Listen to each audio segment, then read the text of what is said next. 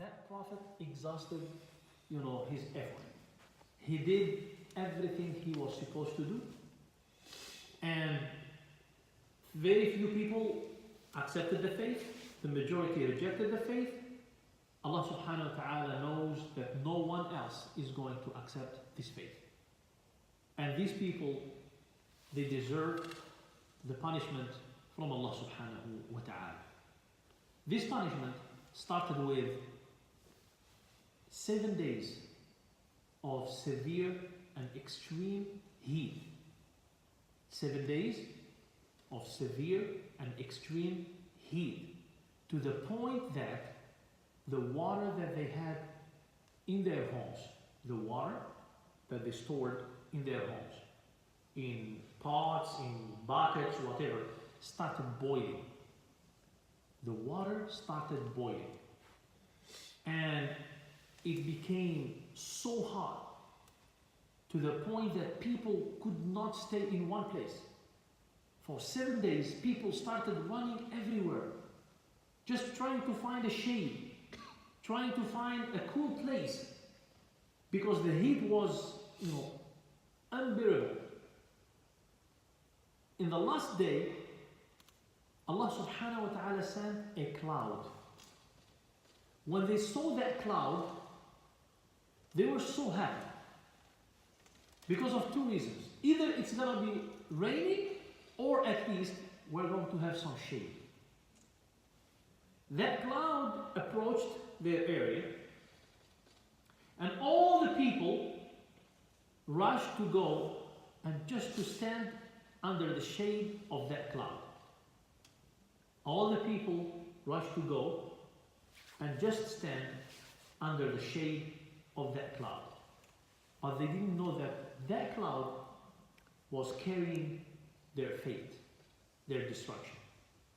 So when everybody came, everybody except the believers, except Shuaib and his followers, when everybody came together under the shade of that cloud, Allah subhanahu wa ta'ala commanded the earth to start shaking under their feet.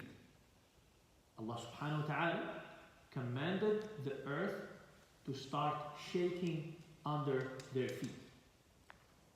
And then immediately Allah subhanahu wa ta'ala sent to them from that cloud, from above, fire, like arrows of fire, like striking them with fire, like lightning, hitting all of them, and all of them were burned and died at the same place under the shade of that cloud. This is how the end of the people of Madian came. And we have seen Allah subhanahu wa ta'ala destroying nations and tribes when their prophets exhausted their efforts, inviting them to the path of Allah subhanahu wa ta'ala.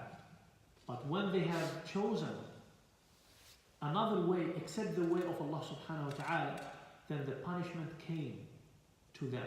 We have seen this with the people of Nuh, with the floods. We have seen this with the people of Ad. We have seen this with the people of Thamud. We have seen this with the people of Lut. And we are seeing this with the people of Madian. This is how Allah subhanahu wa ta'ala, specifically for the people of Madian, this is how Allah subhanahu wa ta'ala punished them. Allah Azza wa Jalla said, فَكَذَّبُوهُ, they rejected him, their prophet. فَأَخَذَهُمْ عَذَابَ يَوْمِ الظُّلَّةِ إِنَّهُ كَانَ عَذَابَ يَوْمٍ عَظِيمٍ. فَأَخَذَهُمْ عَذَابَ يَوْمِ الظُّلَّةِ. Adhab means punishment. يَوْمِ الظُّلَّةِ, which means the day of the shade. الظُّلَّة from الظِّل. الظِّل is the shade, which means the shade of the cloud. The day they were destroyed was called يَوْمُ الظُّلَّةِ, the day of the shade. فَأَخَذَهُمْ عَذَابَ يَوْمِ الظُّلَّةِ إِنَّهُ كَانَ عَذَابَ يَوْمٍ عَظِيمٍ. It was a very severe punishment because of their transgression, because they have rejected the faith that Allah subhanahu wa ta'ala sent to them through his prophet Shuaib. In another verse, and this is actually the verse when the people were destroyed, and Shuaib, after everything was done, Shuaib and the believers came back to the scene, and he saw the people scattered everywhere. Allahu alam how many? Hundreds, thousands, tens of thousands in the same area. Shuaib alayhi salam said, وَقَالَ, and he said, Ya qawm. And of course, now he is addressing them while they are dead. And we have seen some prophets doing this. We have seen Prophet Hud alayhi salam doing this. We have seen Prophet Salih doing this. After the people were destroyed, they were dead.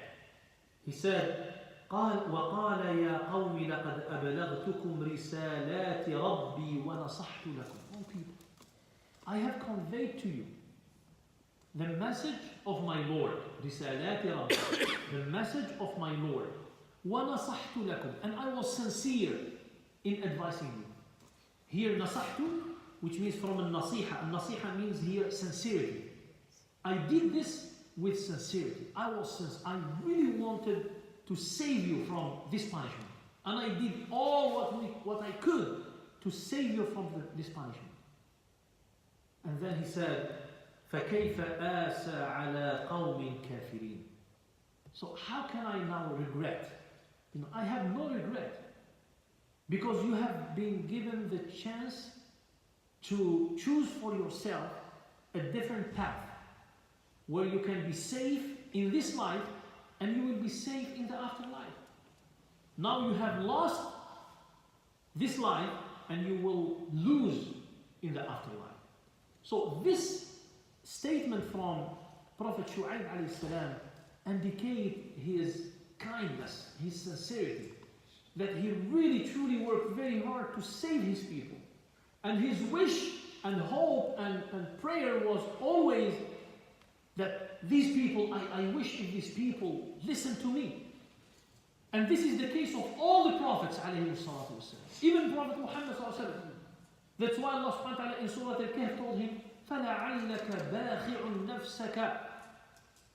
So maybe you are hurting yourself that they do not believe in you. Which means don't hurt yourself. And the Prophet ﷺ was having this feeling. He was hurt when he see his people running away from him. How come I'm inviting you to al-khayr, inviting you to seek the path of Allah subhanahu wa ta'ala, and you are inviting me to evil? You are inviting. So Shuaib, when he said this, he just reflected, what he had in his heart. That I did my best. I conveyed to you the message of Allah subhanahu wa ta'ala, but you have chosen something else, and this is the result. فَكَيْفَ آسَى. I don't regret, because I did my job and you didn't do yours.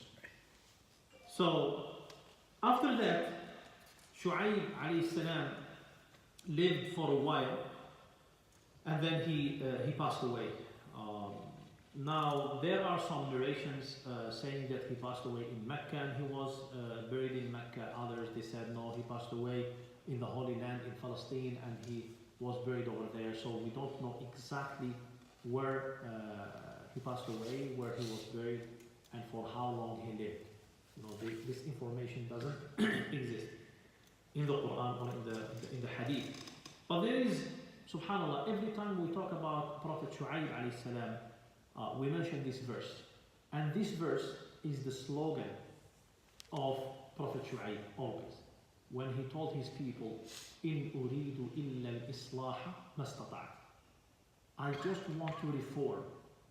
I just want to correct and to fix as much as I can. Mastata'tu, as much as I can. And this is a slogan for every Muslim nowadays.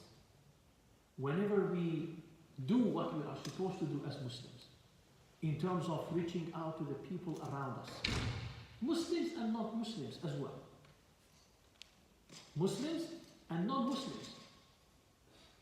When we try to advise people around us, This should be our slogan. In uridu illa al-islah ma istata'tu. My only aim, my only objective, my only goal is to fix, to correct, to reform things as much as I can. So this is the slogan of Prophet Shuaib alayhi salam. And we know that he worked very hard. He tried very hard to serve his people, to invite his people to the path of Allah subhanahu wa ta'ala. But unfortunately, very few of them accepted the faith and the majority rejected. And we have seen the punishment of Allah subhanahu wa ta'ala to that majority of the people. We ask Allah subhanahu wa ta'ala to give the best and give, al-barakah and the best reward to Prophet Shuaib alayhi salam and all the prophets for what they have done in terms of conveying the message of Allah subhanahu wa ta'ala to their people. May Allah azza wa jal help us to follow the footsteps of these prophets and to learn from their own experiences. May Allah subhanahu wa ta'ala help us to carry this message, which is the same message that was carried by all the prophets, and try to spread it around people around us. But before spreading it, may Allah subhanahu wa ta'ala help us to understand it and to practice it in our own lives. So, because sometimes we forget ourselves and we think that our job, our duty is to share our faith with people, but we forget that we are supposed to be a role model. We are supposed to be the example. And we fall into that trap by being busy preaching and explaining to people and advising people, while ourselves are not doing what we are supposed to do.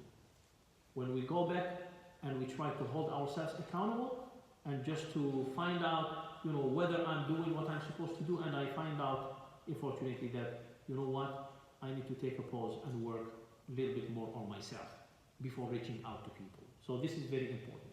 So may Allah subhanahu wa ta'ala give us this understanding, and may Allah subhanahu wa ta'ala help all of us, inshallah, to remain on the straight path of Him till the last moment of our lives. May Allah azza wa jal accept from us everything good we are doing and forgive us for our mistakes, for our shortcomings. May Allah subhanahu wa ta'ala bless all of us, our family members, bless our community, our brothers and sisters all over the world. For those who passed away, may Allah subhanahu wa ta'ala shower them with His infinite mercy. For those who are sick, may Allah subhanahu wa ta'ala grant them shifa and speedy recovery. For those who are far away from their homes and families, may Allah subhanahu wa ta'ala bring them back to their homes and their families. For those who are struggling in this life, may Allah subhanahu wa ta'ala make it easy for each and every one of us. For those who are misguided, may Allah subhanahu wa ta'ala guide them and bring them back to the straight path. For those who are going whatever situation in this life, may Allah subhanahu wa ta'ala give them a better situation in this life.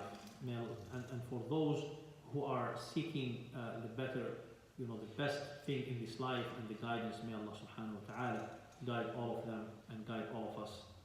So until then, inshallah, next time we will talk about another prophet. Until then, may Allah subhanahu wa ta'ala keep us all safe in our homes, in our masajid, in our schools, in our wherever we are. And jazakumullahu khairan, barakallahu feekum, wassalamu alaikum wa rahmatullahi wa barakatuh.